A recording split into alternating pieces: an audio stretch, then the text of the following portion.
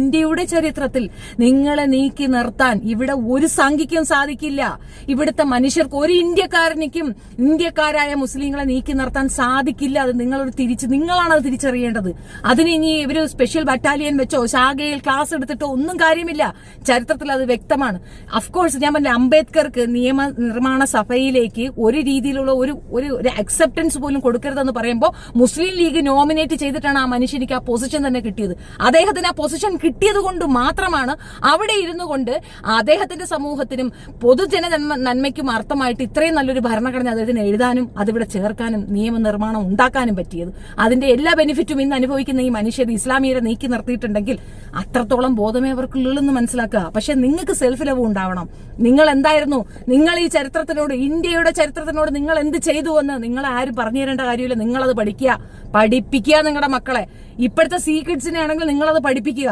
ഇവരെ തീവ്രവാദി എന്നും ജിഹാദി എന്നും ഒക്കെ വിളിക്കുമ്പോഴത്തേക്ക് ചിരിച്ചുകൊണ്ട് അത് നേരിടാൻ നമ്മൾ പഠിച്ചിരിക്കണം. നമ്മുടെ ചരിത്രം അതാണ്, നമ്മുടെ പാരമ്പര്യം അതാണ്. നെഞ്ച് വിരിച്ചു നിന്ന് എതിർത്തും നേരിട്ടുമാണ് നമ്മുടെ ചരിത്രം. അല്ലാതെ കൂച്ചം കൂളിയായിരുന്ന ആളുകളെ പറ്റിച്ചും വലിപ്പിച്ചും ആ പൈസ വാങ്ങി നക്കിയ ശേഷം അവന്റെ തന്തയ്ക്ക് വിളിക്കുന്ന ചരിത്രം ഇസ്ലാമിയർക്ക് ഉണ്ടാകാൻ പാടില്ല. കൊടുത്ത കൈയാണ് നമ്മൾ, വാങ്ങിയതല്ല നമ്മുടെ ശീലം, കൊടുത്താണ് ശീലം. അത് തെറിയാണെങ്കിൽ തെറി, മാന്യതയാണെങ്കിൽ മാന്യത, എന്തായിരുന്നാലും കൊടുത്തായിരിക്കണം ശീലം. അങ്ങനെ തന്നെ വേണം. അതല്ല കൊഞ്ഞാണാ ചെക്ക്, നിന്നെ ഞാൻ എടുത്തു കേട്ടോ, നിന്നെ ഞാൻ സിനിമയിലെടുത്ത് ഡെയിലി ഒന്ന് വെച്ച് ഞാൻ നിനക്ക് മരുന്ന് തരുന്നുണ്ട്, നിന്നെ ഞാൻ വിട്ടൂല. ഞാൻ കൊള്ളാലടാ, നീ ഇത്ര നാൾ അവരെ നക്കി തിന്നിട്ട് ഇപ്പൊ ഇരുന്നുണ്ട് അവരെ 4-3 പറയുന്ന. ഞാൻ ഇച്ചി നന്നായി പോയടാ സത്യമായിട്ടും. അല്ലാച്ചാ ഞാൻ നിന്നെ ഞവടി പിടിഞ്ഞ പായസം കിട്ടിയിട്ടുണ്ടാവും. നാണല്ലടാ. ഇവനെന്ത് പറയാ, ഇവനൊരു പേരിടണമല്ലോ. ബെന്മ കുഞ്ഞാണത് ശരിയായി. നിങ്ങൾ പേരുകൾ നിർദ്ദേശിക്കൂ, നമുക്ക് ഇവനൊരു പേരിടാം, എന്നിട്ട് അങ്ങോട്ട് തുടങ്ങാം. 1 by 1 ആയിട്ട് ഞാൻ നമുക്ക് മറുപടി തരും. കൊഞ്ഞാണ നാറി, നാണണ്ടടാ എനിക്ക് ഒരു അല്പ ഉളുപ്പ്, തക്കാളി മൂഞ്ചി. ഞാൻ ഇവനെ ഒന്ന് പരീക്ഷിക്കാൻ വേണ്ടിയിട്ട് ഒരു പ്രാവശ്യം എൻ്റെ അടുത്ത് സംസാരിച്ചിട്ടുണ്ടായിരുന്നു. എന്നെ ഒന്ന് കോണ്ടാക്ട് ചെയ്ത സമയത്ത്, എന്റെ ഈ പ്രോബ്ലംസ് നിൽക്കുന്ന ഒരു സമയത്ത് ഞാൻ എന്നോട് സംസാരിച്ചിട്ടുണ്ടായിരുന്നു.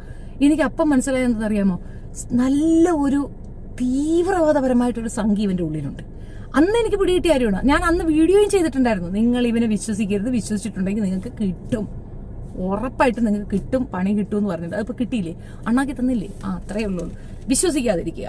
പിന്നെ ഇവരാരും നിങ്ങൾക്ക് സപ്പോർട്ട് ചെയ്യണമെന്നോ അല്ലെങ്കിൽ ഇസ്ലാമീയ വിഭാഗക്കാർക്ക് ഒരാളുടെ സപ്പോർട്ട് വേണമെന്നോ നിങ്ങൾ ചിന്തിക്കുന്നിടത്ത് നിങ്ങൾ തീർന്നു എന്നാണ് അർത്ഥം. ലോകത്തൊരു വ്യക്തിയും അവനവന്റെ ധൈര്യത്തിനെയോ അവനവന്റെ വിശ്വാസത്തിനെയോ വിശ്വസിക്കാത്തവൻ എങ്ങൊത്തൂല. നിങ്ങൾ നിങ്ങളെ വിശ്വസിക്കൂ. നിങ്ങൾ എന്താണെന്ന് നിങ്ങൾ ആദ്യം പഠിക്കൂ, നിങ്ങളെ പറഞ്ഞ് മനസ്സിലാക്കൂ, എന്നിട്ട് പിന്നെ നാട്ടുകാരുടെ അടുത്തോട് പോയാൽ മതി. അല്ലാതെ അവൻ പറയണു നിങ്ങൾ ഇപ്പൊ എന്നെ ഒരുപാട് ഗ്രേറ്റ് എന്ന് പറഞ്ഞാൽ എനിക്കത് ചിരിക്കാനേ തോന്നുള്ളൂ. ഞാൻ എന്താണെന്ന്